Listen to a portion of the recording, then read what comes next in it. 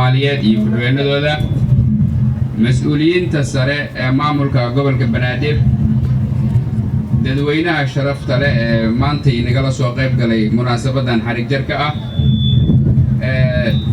saraakiisha ka socota ciidanka asluubta Soomaaliyeed iyo kooxdooda onkod meediyaha iyo dhammaan mas'uuliyiinta kale assalaamu calaykum waraxmatullaah bacda salaam waxaa sharaf noo ah maantay inaan halkaan isugu nimaado annagoo xaqiijinayna ama ka marqaati dhigayna shaqooyinkii la qabtay muddadii koobnayd ee la soo dhaafay runtii waxqabadyo badan oo la fuliyey ayay qayb ka tahay xarig jarka goobtan la yidhaahdo Exbar Labaan laakiin hadda loo bixiyey barxadda midnimada barxaddan midnimada waa mid ka mid ah waxyaabaha burburay ee dib loo soo dhisay kuwaasoo qaarna la xarig jaray qaar badanna ay noo dhiman yihiin xarig jarka waxyaabahaas oo dhan waxaa loogu talagalay isbuuca xurriyadda balse waqtiga oo kooban darteed ayay suurageli weysay dhammaan in la xarig jaro inta noo hartay maalmaha soo socda ayaan xarig jari doonaa waxaan maantay ugu talagalnay waxqabadkan oo ah qarash bixintiisu maamulka gobolka Banaadir fulinta hawsha oo runtii aad iyo aad ay uga maanan yihiin waa wakaaladda dhismaha Soomaaliyeed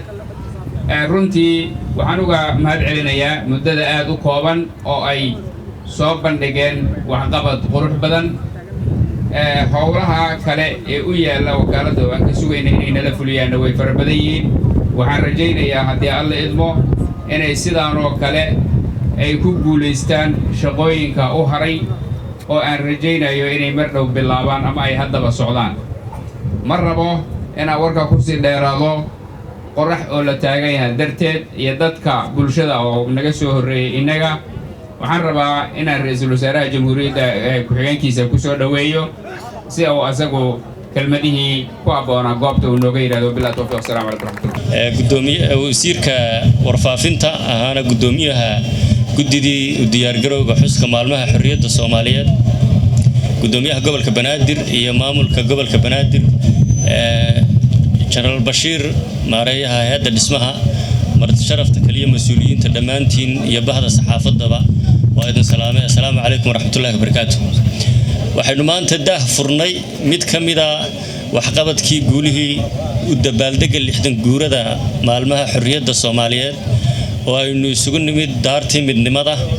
astaan u ah midnimadii ummadda Soomaaliyeed ee 60kii hana qaaday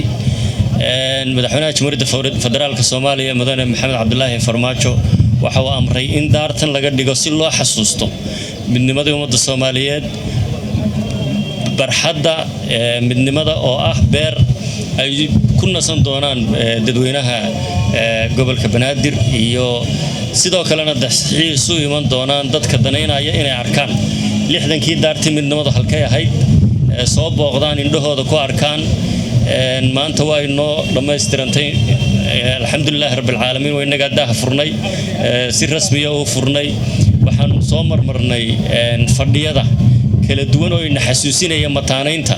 koonfur iyo waqooyi iyo magaalooyinkii koonfur iyo waqooyi iyo mid waliba mid mataane ku tahay oo lagu ballamayo gabilay dhuusamareeb muqdisho hargeysa marka waxay tusaysaa 7 magaalood ugu yaraan oo koonfur iyo waqooyi oo ay dadku isugu imanayaan inay leeyihiin halkaasaan fadhiya waa xasuusin daayirteen iyo bulshooyinta la xasuusinayo in midowgaasi dhacay midnahay ummadda Soomaaliyeed isu hilowday wada jir tahay 60 sano kadibna dib isugu soo hiloobayso wada hadallo midho dhal ah oo la isugu keenayo midnimadii dib loogu abqaalayo loogu yagileelayo loo meel marinayo ay hadda socdaan madaxweynuhu hormuud u ahaa aan ka wada warqabnay haddana gudiyada farsamada hawlahoodii galayaan marka waa guul weeye 60 sano kadib guul taariikhi weeye waanu hambalyeynaya gudoomiyaha gobolka Banaadir gacantu ka geystay in dib loo habeeyo daartan waxa kale oo hambalyeynaya General Bashir maareeyaha hay'adda dhismaha iyo wasiir maare iyo guddidii dabaaldega oo shaqo badan goobaha taariikhiga ah aynu dib u furnay ka qabtay waxay runtii xasuusisay